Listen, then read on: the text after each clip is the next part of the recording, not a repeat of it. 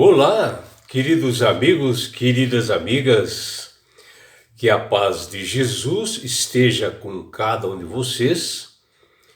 Que bom separarmos este momento para estudarmos a palavra de Deus, para nós fazermos uma reflexão espiritual, para nós enxergarmos que esse Deus que criou o universo, Ele nos ama e que Ele realmente é um Deus perdoador, um Deus realmente de uma segunda, terceira, quarta, quinta chance, e que Ele quer realmente nos resgatar. Que você tenha um belo dia. Vamos à lição? E hoje, quinta-feira, 18 de junho de 2026, a lição 12 de hoje, ela tem como título Eu os farei voltar. Esse título dessa lição de hoje, ela é uma promessa de Deus de restaurar o seu povo pecador, onde não apenas ele promete trazer para o seu lado de volta para casa, mas consertar o caráter de cada pessoa do seu povo que está manchado pelo pecado, e ele quer restaurar e dar alegria e paz a cada um de nós. Na realidade, nesse contexto desse grande conflito cósmico, né, em que nós nos encontramos, né, entre o bem Deus e o mal Satanás, nessa guerra que se encontra, que nós não enxergamos, mas que ela existe. Hoje, nesse mundo, nós estamos assim, exilados também, em um mundo de pecado, e estamos cercados pela corrupção da imoralidade, né? De muitos prazeres, e tudo isto nós temos que nos refletir, levar um momento para que nós possamos pensar de que nós temos um Deus que quer nos tirar daqui e nos levar para um lugar de paz, que não haja mais realmente todas essas aflições. E assim, todos nós passamos por momentos assim de fraqueza, né? de oscilação espiritual, nessa caminhada que nós temos para com Deus, né? E que às vezes nós falhamos. E o nosso coração, realmente ele é enganoso, né? Sempre ele busca uma infidelidade, ou às vezes nós ficamos assim, mornos, assim, nem mais nem menos, às vezes em tempo demasiado grande, né? Nessa mornidão. Mas nós temos que avaliar o que trouxe de volta esse relacionamento vivo que nós temos com Deus. O que resolveu nós realmente voltarmos para Deus. E é o que nós estudaremos nessa lição de hoje, porque nós estamos no mundo e nós carecemos do poder de Deus na nossa vida. Nós carecemos de um Salvador e a nossa dependência é total de Deus. Porque Ele é criador e mantenedor do universo, mas existe esse conflito com Satanás que ele não quer deixar a cada filho de Deus que venha se salvar. Ele está prejudicando, ele está sempre realmente colocando em dúvidas a nossa salvação. Mas nós temos um Deus amoroso que está para nos restaurar, nos transformar, né? E na lição de hoje, no livro de Zacarias, capítulo 10, versículos de 1 a 12, ele apresenta-se algumas das mensagens preciosas sobre como Deus trouxe o seu povo de volta para si, né? Após o pecado, né? Que eles ficaram longe, se afastaram de Deus, e como Deus trouxe. Zacarias mostra isso. Porque Deus fez uma aliança eterna com o seu povo, e Jesus, após ele morrer e ascender aos céus, deixou a todos nós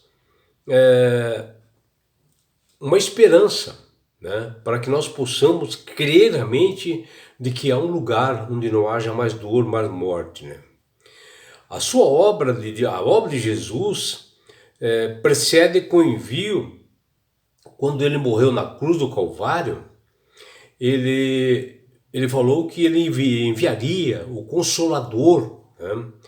O prometido, o Espírito da Verdade, que nos libertará de todo o mal, do pecado, e nos ajudaria a vencer esse mundo, que está lá em João 15, João capítulo 15, versículo 26, e ele menciona isso para nós.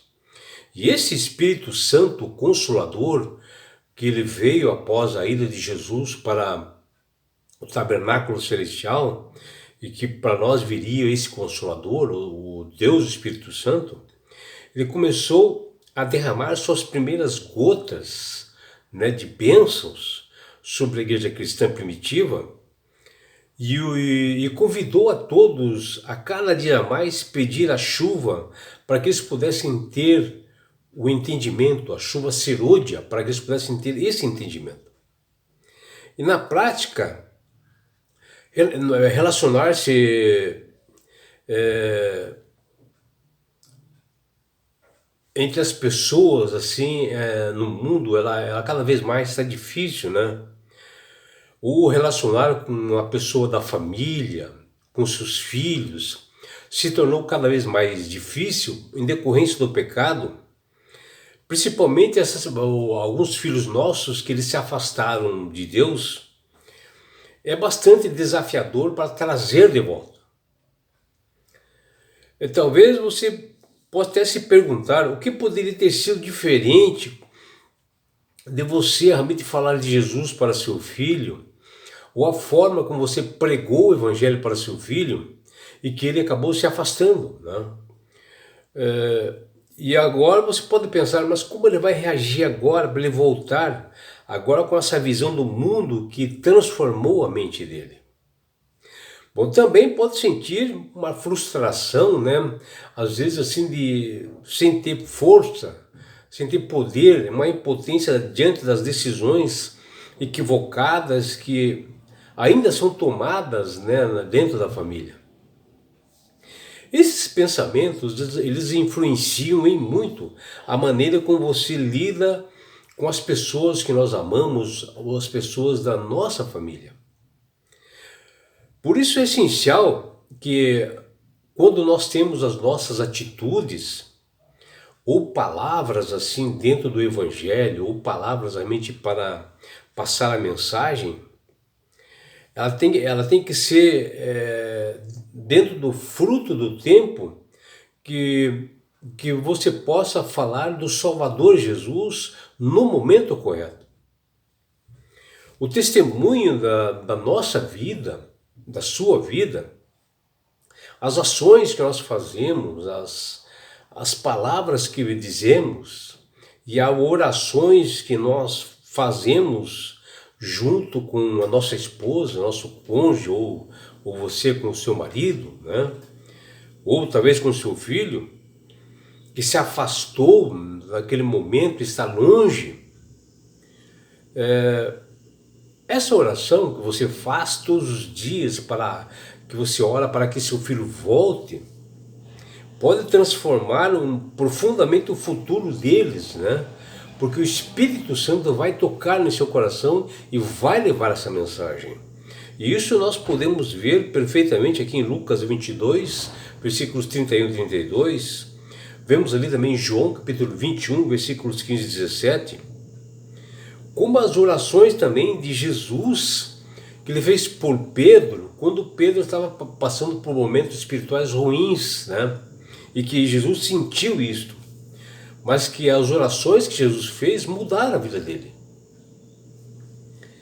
E que você, meu amigo, minha amiga, possa entregar ao Senhor todas as aflições e a tristeza que você tem passado por você ter assim uma pessoa um querido afastado da igreja, e que jamais você pode fazer julgamento ou condenação da vida dele. Você tem que fazer o contrário, você tem que fazer orações, buscar o Senhor, dobrar os joelhos a cada manhã, num culto racional, para que você ore para que seu filho volte, para que sua filha volte, para alguém da sua família volte.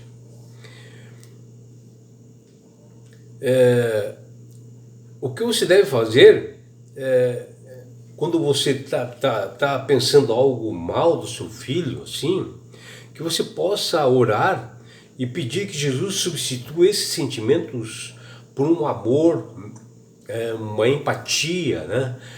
Que esse amor possa crescer dentro de você e que isso possa virar em orações em prol daquele pessoa que está afastada e jamais julgá-las por uma forma ou de outra. Peça que o Senhor revista você com o seu caráter, o seu poder, para que você desenvolva uma atitude amorosa e altruísta, para que essa pessoa que está afastada do Senhor possa ser alcançada. E assim, por meio do exemplo de uma vida assim coerente, que ela possa ser apontada para Jesus. Aqueles que um dia rejeitaram o Salvador, enxergarão em nós algo que pode vir de Deus e salvar uma vida. A paz que pode exceder todo o entendimento nosso, dentro do nosso coração, o amor que não desiste, essa esperança que nós devemos ter no nosso coração. O que nós devemos pensar e ver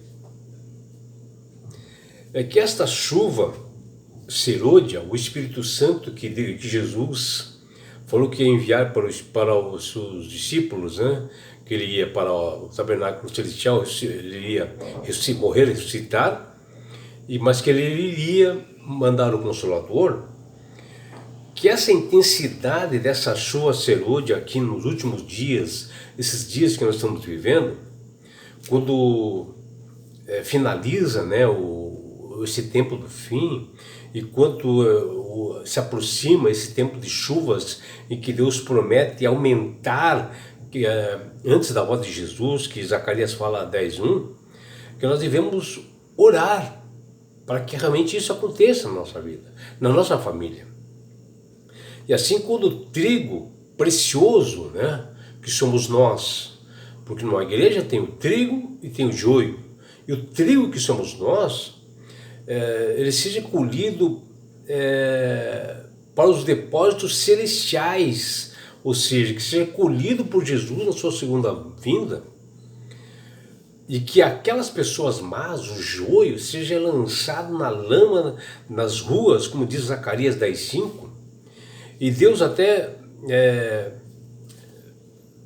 fala que acontecerá isto na sua segunda vinda, através de seu Filho amado Jesus, e que ele promete no fim dos tempos fortalecer o seu povo e salvar e reunir aquelas pessoas que estão dispersas, né? Aqueles filhos que estão afastados de Deus. Deus promete reunir, é claro, desde que eles desejam, né?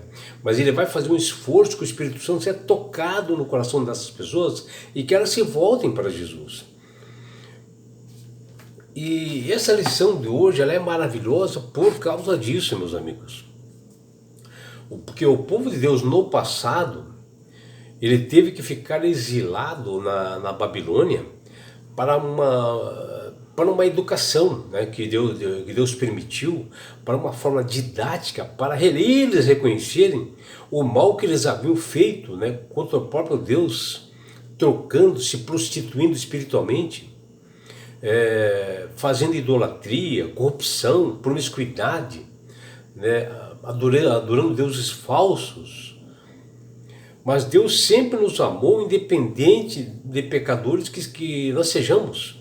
E sempre nos procurou para nos restaurar, transformar nossa vida, desde que houvesse arrependimento, e isso ocorreu com o povo de Deus, e também conosco tem que ocorrer o arrependimento. E o profeta Jeremias, assim, instruído por Deus, ele envia uma carta aos exilados ali de Babilônia, com palavras de amor que Deus passa para ele, falar para o povo, que Deus, ele estava ansioso para retirá-los de lá, que ele estava com misericórdia daquelas pessoas, e ele queria dar esperança para esse povo. E ele, através do profeta Jeremias, ele manda essa carta.